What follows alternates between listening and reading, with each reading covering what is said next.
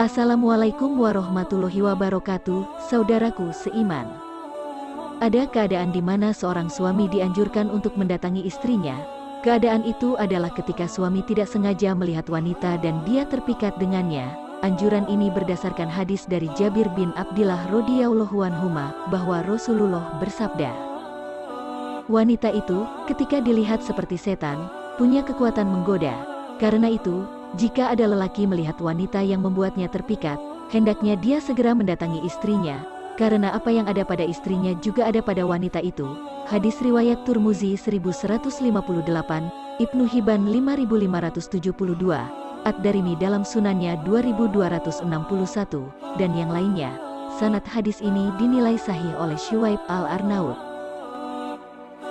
Dalam riwayat lain di Sahih Muslim, dari sahabat Jabir, bahwa Rasulullah bersabda, jika ada lelaki yang terpikat dengan seorang wanita, hingga membuat dia jatuh cinta, hendaknya dia segera mendatangi istrinya dan melakukan hubungan dengannya. Dengan ini akan menghilangkan perasaan cinta dalam hatinya. Hadis riwayat Muslim 1403.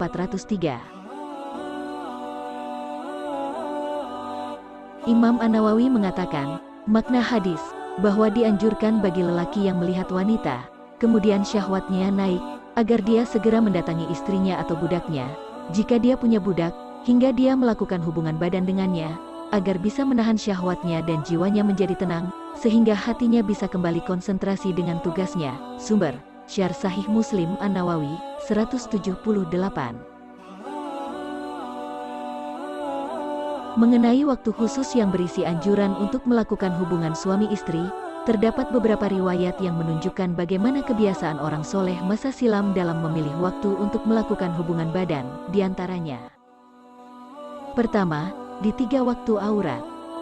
Yang dimaksud 3 waktu aurat adalah sebelum subuh, siang hari waktu zuhur, dan setelah isya. Allah Ta'ala berfirman, hai orang-orang yang beriman, hendaklah budak-budak lelaki dan wanita yang kamu miliki, dan orang-orang yang belum balik di antara kamu, meminta izin kepada kamu 3 kali dalam satu hari, yaitu, sebelum sholat subuh, ketika kamu menanggalkan pakaian luarmu di waktu zuhur dan sesudah sholat isya. Itulah 3 waktu aurat bagi kamu, tidak ada dosa atasmu dan tidak pula atas mereka selain dari 3 waktu itu.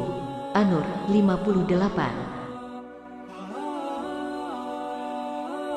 Diriwayatkan dari Muqatil bin Hayyan, beliau menceritakan sebab turunnya ayat ini. Ada pasangan suami istri di kalangan Ansor, yang dia sering membuatkan makanan untuk Rasulullah. Suatu ketika budaknya masuk ke kamar menemui mereka tanpa izin, di waktu yang mereka tidak sukai untuk ditemui. Sang istri pun melaporkan kepada Rasulullah, wahai Rasulullah, betapa buruknya sikap orang ini. Dia menemui seorang wanita ketika dia sedang berduaan bersama suaminya dalam satu selimut. Kemudian Allah menurunkan ayat tersebut. Sumber, Tafsir Ibn Katsir, 83. Allah menurunkan syariat agar anak yang belum balik, atau budak yang tinggal bersama tuannya, untuk tidak masuk ke kamar pribadi orang tuanya, atau kamar tuannya pada 3 waktu khusus tanpa izin. 3 waktu itu Allah sebut sebagai waktu aurat, karena umumnya, mereka sedang membuka aurat di 3 waktu itu. Ibnu Katsir menyebutkan keterangan dari Asudi. Dulu para sahabat radhiyallahu anhum, mereka terbiasa melakukan hubungan badan dengan istri mereka di 3 waktu tersebut. Kemudian mereka mandi dan berangkat sholat. Kemudian Allah perintahkan agar mereka mendidik para budak dan anak yang belum balik, untuk tidak masuk ke kamar pribadi mereka di 3 waktu tersebut tanpa izin. Sumber, Tafsir Ibn Katsir, 83. Kedua, setelah sholat tahajud. Rasulullah memiliki kebiasaan tidur di awal malam, untuk bisa bangun di pertengahan atau sepertiga malam terakhir melakukan sholat tahajud. Aisyah menceritakan, Rasulullah mendekati istrinya setelah tahajud. Dari Al-Aswad bin Yazid, bahwa beliau pernah bertanya kepada Aisyah radhiyallahu anha tentang kebiasaan sholat malamnya Rasulullah. Keterangan Aisyah radhiyallahu anhu, Rasulullah tidur di awal malam, kemudian bangun tahajud. Jika sudah memasuki waktu sahur, beliau sholat witir, kemudian kembali ke tempat tidur. Jika beliau ada keinginan, beliau mendatangi istrinya. Apabila beliau mendengar azan, beliau langsung bangun. Jika dalam kondisi junub, beliau mandi besar. Jika tidak junub, beliau hanya berwudu kemudian keluar menuju sholat jamaah. hadis riwayat An-Nasai 1680, dan disahihkan Al-Albani. Berdasarkan keterangan Aisyah tersebut, sebagian ulama lebih menganjurkan agar hubungan badan dilakukan di akhir malam setelah tahajud, dengan pertimbangan yaitu, mendahulukan hak Allah dengan beribadah kepadanya dalam kondisi masih kuat, menghindari tidur ketika junub karena bisa langsung mandi untuk sholat subuh, dan di awal malam umumnya perut penuh dan di akhir malam umumnya perut dalam keadaan kosong.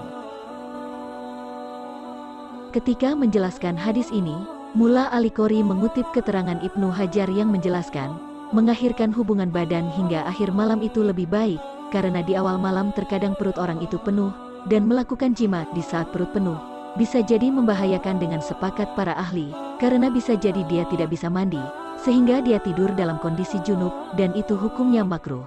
Sumber Mirkah Al-Mazhabi, 345.